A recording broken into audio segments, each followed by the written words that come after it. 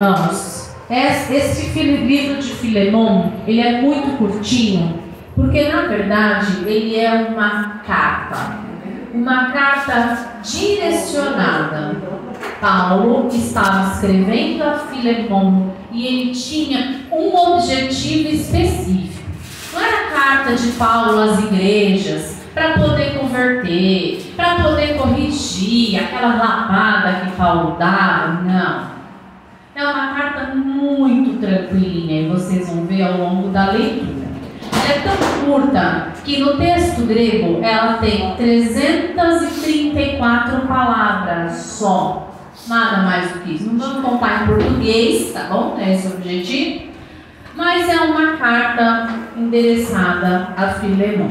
Aqui logo no primeiro que a gente leu, a estima de Paulo por Filemon, a introdução do livro vai dizendo que Paulo tinha um carinho grande por Filemon, ele era amigo dele. E aí, Paulo não estava em qualquer lugar. Paulo escreveu para Filemon da prisão, ele diz: Paulo, prisioneiro de Jesus Cristo, e o irmão Timóteo, ao amado Filemon, nosso cooperador. Então Filemon também era cristão, estava andando ali, uma amizadezinha com Paulo.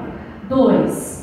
E a nossa irmã Áfia e a Arquipo, nosso companheiro, e a igreja que está em sua casa. Nossa, querida, mas não era direcionado a Filemon para que esse monte de gente? Mas gente ia ter acesso à carta, mas o objetivo maior, o alvo, é Filemon e aquele que a gente vai se prender. 3. Graça a vós e paz da parte de Deus, do nosso Pai, e da de nosso Senhor Jesus Cristo. Então aqui a saudação sempre que Paulo trazia, né, a graça de nosso Senhor, é quando a gente se vê, né, e fala: paz, Senhor Jesus, ai, que Deus te abençoe, né? Então na carta Paulo escrevia assim. 4. Graças dou ao meu Deus, lembrando-me sempre de ti nas minhas orações. Então ele vai dizendo que ele, como um bom servo do Senhor, ele intercede por ele nas orações. E eu quero fazer um parênteses, porque quantas vezes a gente tem intercedido por alguém nas nossas orações, né? Essa vida moderna nossa, você vê, Paulo na prisão manda uma carta e diz: eu estou sempre intercedendo por vocês. Às vezes à noite eu vou deitar e falo: Senhor, todo mundo que me pediu oração o Senhor contempla, porque eu não lembro. Gente, nós nessa vida tribulada, chega alguém e fala: você tem grupo de oração? Eu tenho 2 grupos de oração. Tem o grupo da igreja, tem o grupo dos obreiros, e a maioria das vezes tem pedido de oração em todos eles, ou é em um, ou é no outro. Alguém vem: tem horas que eu estou no carro, eu estou andando, alguém manda, eu já fico: Senhor, em nome de Jesus, contempla lá essa calça, essa criança, olha, vai, porque ao longo do dia essa informação vai se perder.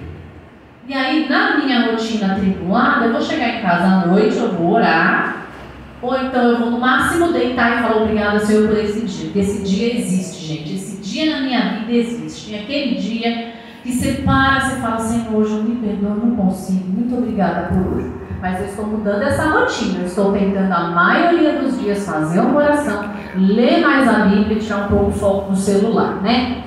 E aí, Senhor, contempla lá, não esqueço mesmo, irmãos. A gente precisa fazer disso uma rotina.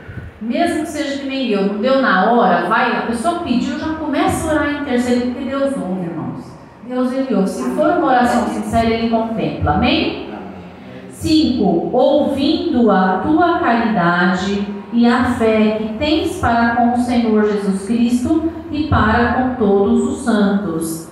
Então Paulo ouvia falar, mesmo lá da prisão, ele ouvia falar que o Filemon tinha caridade e tinha fé, ou seja, ele estava mantendo a vida dele com o Senhor, conforme já estava nos planos, aí na pregação de Paulo, na conversão, todos os propósitos que Paulo teve com eles, com quem ele passou, ele permaneceu, amém? E é uma lição para nós também. O que estão ouvindo de nós por aí? Da nossa fé, aleluia, da nossa caridade?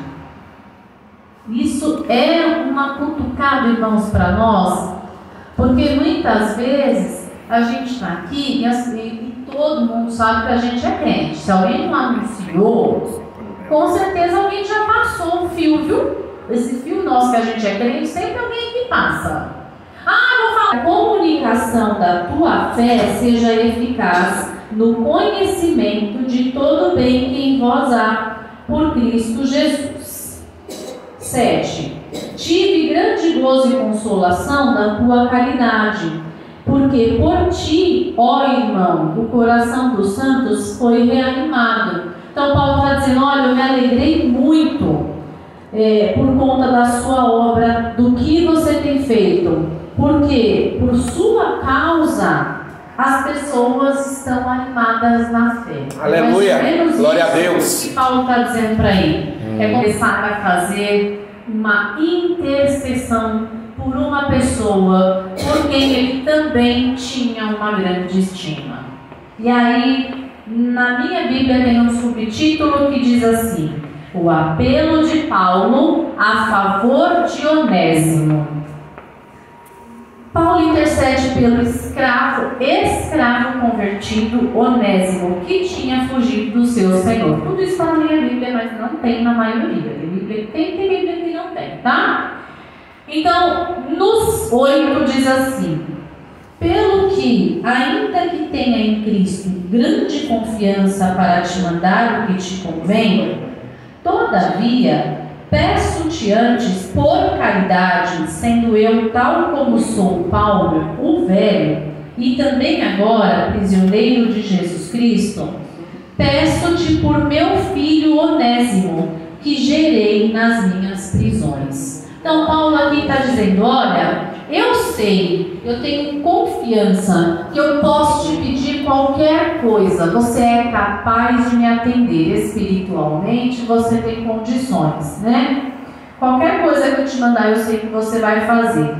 Todavia, peço-te antes por caridade. Aí ele se coloca lá, eu, Paulo, velho, ele está fazendo um apelo para Filemon.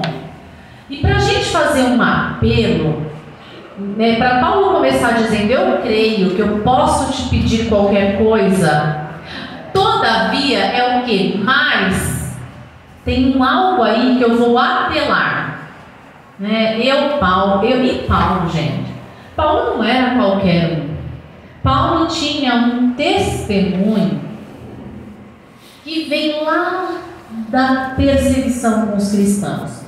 Ele teve uma vida com Cristo que a conversão dele já por si só já era forte o suficiente, não precisava de apresentação. Mas para além da conversão, porque ele era quem perseguia judeus e agora ele passou a levar o evangelho, ele era quem perseguia cristãos, e era ele quem estava nessa leva também. Então ele mesmo, já depois desse processo, olha quanta coisa Paulo fez. Então ele não precisaria falar isso para Filemon, ele não precisaria para esse apelo todo, mas alguma coisa aconteceu, algo muito forte, né?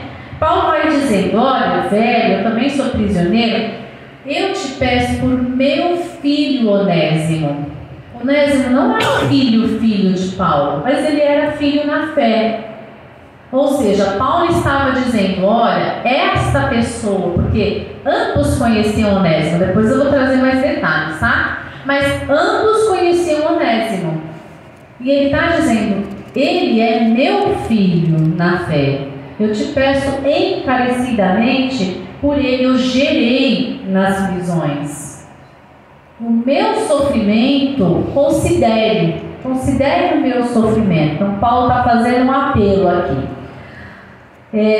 11. O qual, noutro tempo, te foi inútil, mas agora a ti e a mim, muito útil, eu tu tornei a enviar. Ele vai dizendo, olha, tenho a caridade de Onésimo, ele é meu filho, pela minha vida nas prisões, eu fui aí evangelizando, e em outro tempo, para você, ele pode ter sido inútil, mas agora não. agora ele vai ser a você muito útil. Por isso, eu estou mandando ele de volta. Ou seja, Onésimo saiu de Filemon. E Paulo está dizendo, estou te mandando ele de volta. Como ele saiu, Paulo diz, recebe-o e faz um apelo. 12. E tu, torna a recebê-lo como ao meu coração. Abre a porta para ele como se você estivesse me recebendo. É o que Paulo diz na carta. Abre a porta para ele novamente. Ignora, esquece o que aconteceu e recebe ele de novo. 13. Eu bem o quisera conservar comigo, para que por ti me servisse nas prisões do Evangelho. Então ele diz, eu queria, quisera eu poder ter ele aqui comigo para servir. Mas Paulo não podia ficar com ele lá. Amém? De 14. Mas nada quis fazer sem o teu parecer, para que o teu benefício não fosse como por força, mas voluntário. E por que Paulo diz, mas eu não posso fazer nada sem o teu parecer? Porque Onésimo era escravo de Filemon. Por isso que ele diz, recebe-o de volta, eu poderia segurar Onésimo aqui, é o que Paulo está dizendo, mas eu não quero fazer sem o teu consentimento. E Paulo sabia que ele era escravo, mas Paulo consentiu com aquela escravidão? Não, mas Paulo sabia que perante a lei, perante aquele lugar, ele não pertencia, ele estava convertido. E como Onésimo estava convertido e Filemon já fazia a obra, tinha um acerto entre eles que deveria ser feito. Já que Filemon era do Senhor e que Onésimo já estava convertido, então eles dois precisavam. Paulo viu que havia uma força grande entre eles, além deles poderem se acertar, também tinha a questão da obra, Era uma obra forte ali que os dois poderiam fazer. Amém? Porque bem pode ser que ele se tenha separado de ti por algum tempo, para que o retivesses para sempre, não já como servo, antes, mais do que servo, como irmão amado particularmente de mim, e quanto mais de ti, assim na carne como no Senhor. Então ele vai dizendo, porque eu sei que ele pode ser, ele foi separado, mas ele pode ser muito mais do que ele era para você. Se antes ele era seu escravo, agora ele pode ser um irmão que vai fazer a obra. Amém? 17. Assim, pois, se me tens por companheiro, recebe-o como a mim mesmo. Eita desafio, hein? Paulo está dizendo, então, se você me estima, se você me considera, então recebe ele como se você estivesse recebendo a mim. 18. E se ele te fez algum dano, ou ele te deve alguma coisa, põe isso na minha conta. Então, se ele fez algo para você, cobra de mim, eu vou te restituir. E aí, Paulo vai mexendo no ponto que ele já conhecia. Realmente, Onésimo devia para Filemon. Onésimo, como escravo dele, o roubou e fugiu de lá. Por isso que Onésimo não estava mais como escravo dele. Então ele fugiu, foi até a Grécia, lá ele estava importante. Paulo jamais devolveria, Talvez devolvesse como escravo, mas não intercederia dessa forma. Então Paulo ele tinha noção de que ele poderia devolver, apresentar Onésimo, e ainda diz, olha, se ele te deve, eu vou arcar. Pode mandar para mim, põe na minha conta, que eu já sei que eu banco o que ele fez, É um livro muito bonito, irmãos. Eu já tinha lido ele, mas não dessa forma. Olha, vai nos ensinar muito, viu? Como já está ensinando. 19. Eu, Paulo, de minha própria mão o escrevi. Eu o pagarei, para te não dizer que ainda mesmo a ti próprio a mim te deves. Então Paulo está reafirmando, olha, eu mesmo estou escrevendo, eu vou pagar, para você não sair dizendo por aí que me deve. Amém? Ah, eu recebi por causa de Paulo. Não. Paulo vai pagar e ele quer que ele receba de volta, não pela dívida que Paulo vai pagar, mas por caridade, como cristão. Amém? 20. Sim, irmão, eu me regozijarei de ti no Senhor. Reanima o meu coração no Senhor. Se você recebê-lo, faz isso por mim, porque eu vou me regozijar no Senhor. Faz isso por mim para reanimar o meu coração. Eu creio. Havia uma mágoa, né? Quando um escravo vai, quando alguém te rouba, fica uma mágoa. Como é que você vai receber essa pessoa de volta? Então, o apelo de Paulo era garantindo: olha, faz isso que você não vai se arrepender. Faz isso para a minha fé em você, não é em Deus, não é no Onésimo, porque ele sabia como estava Onésimo. Mas anima o meu coração e a minha fé para quem você é. Amém? 21. Escrevi-te confiado na tua obediência, sabendo que ainda farás mais do que digo. Então Paulo vai dizendo, olha, eu confio, eu sei que você é obediente, eu sei que você segue os preceitos, então eu estou escrevendo sabendo que você vai fazer muito mais por ele do que eu estou te pedindo. 22. Comunicações particulares e saudações. E juntamente prepara-me também pousada. E Paulo já está dizendo, ó, um cantinho aí para mim, porque espero que pelas vossas orações vos hei de ser concedido. Então Paulo acredita, concedido. Paulo acredita dizendo, olha, prepara aí porque eu creio, eu tenho fé, vocês estão orando por mim, eu creio que logo a gente vai se ver. 23. Saúdam-te, Epáfras, meu companheiro de prisão por Cristo Jesus, Marcos, Aristarco, Demas e Lucas, meus cooperadores. A graça de nosso Senhor Jesus Cristo seja com o vosso espírito. Amém. Então aqui ele já encaminha para o encerramento, ele sauda, fala tudo que ele tem que falar. Amém? Amém, Jesus. Um livro muito curto, mas que vai nos trazer grandes lições. A primeira, o poder de Deus. O poder de Deus explícito pela vida e pelo testemunho de Paulo. O poder de Deus explícito pela conversão de Onésimo. Então, Deus, ele é poderoso para transformar aqueles que a gente acha que não tem transformação. Sabe aquela pessoa? Todo mundo tem. Pode ser a sua esposa, pode ser o seu marido, pode ser o seu irmão, pode ser o seu filho. Tem alguém que às vezes a gente olha e fala, eu não sei não, viu? Mas tem um Deus que está intercedendo e que tem poder para transformar. Onésimo, escravo, saiu fugindo porque roubou. Há salvação, há esperança. Essas pessoas só precisam de alguém que pregue, que faça a obra. Foi o que Paulo fez.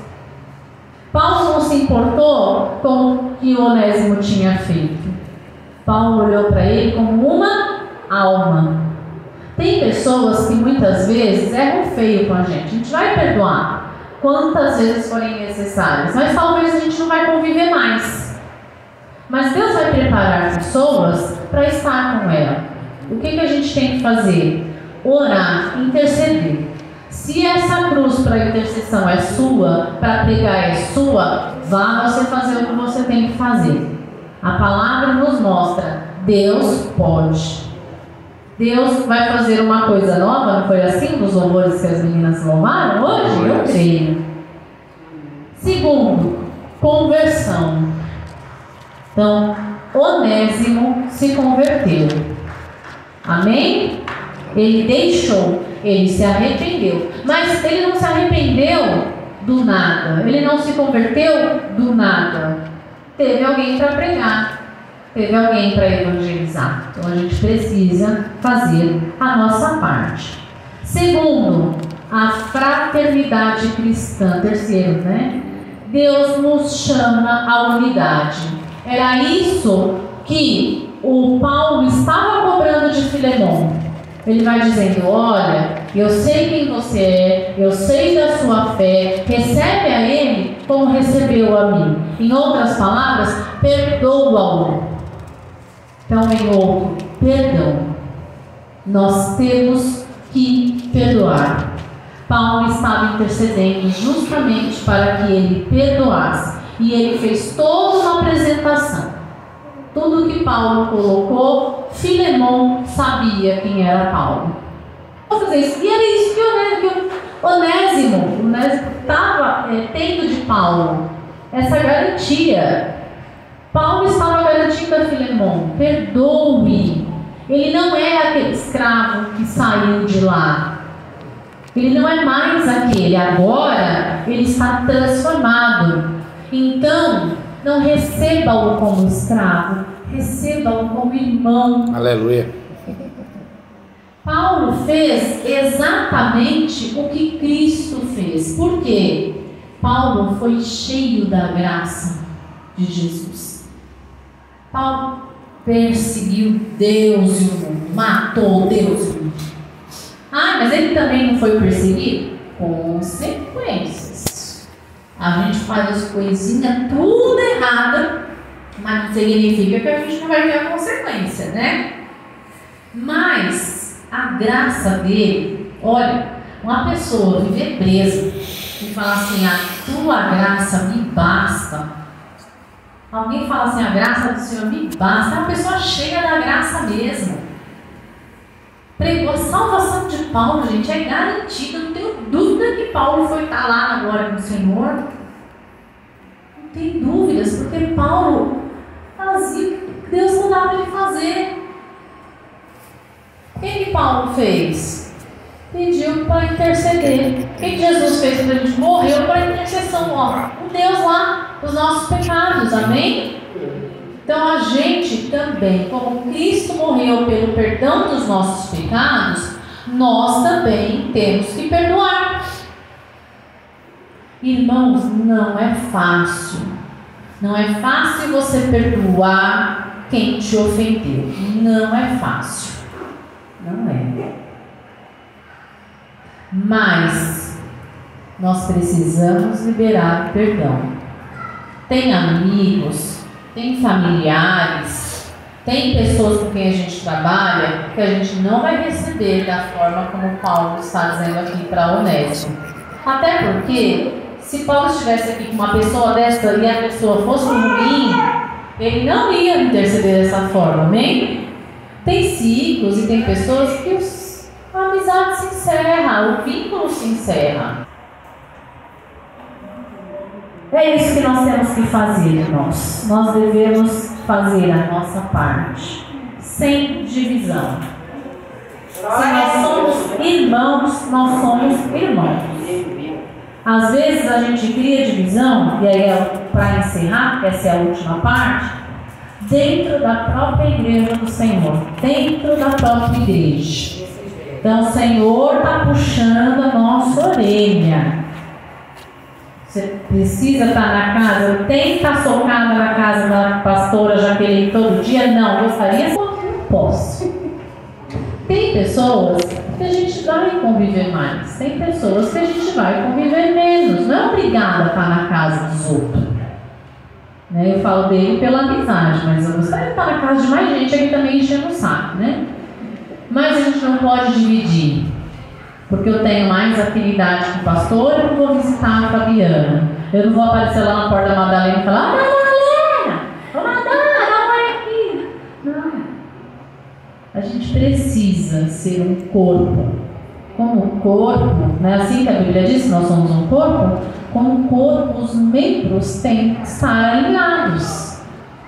O pé está junto com a cabeça? Não.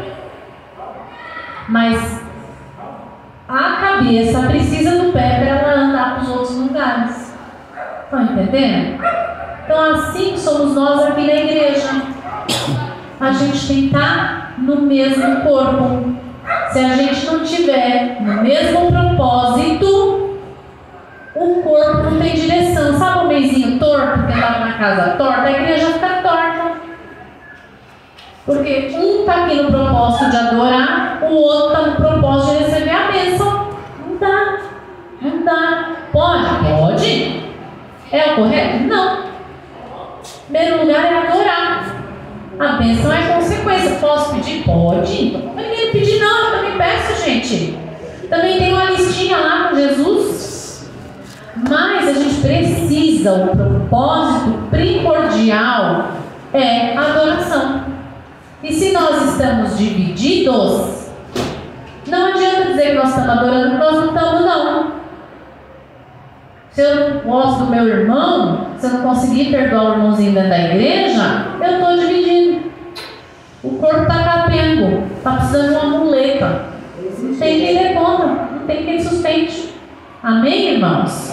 Então, que esse livro de Filemão, essa palavra do Senhor trouxe, venha direcionar o nosso livro, que a gente venha a ser como Paulo, que a gente venha fazer a nossa parte, venha evangelizar, que a gente pregue, que a gente tenha filhos na fé, que a gente interceda por aqueles pecadores. Amém? Venhamos ser fraternos, venhamos seguir aí a nossa vida com o Senhor.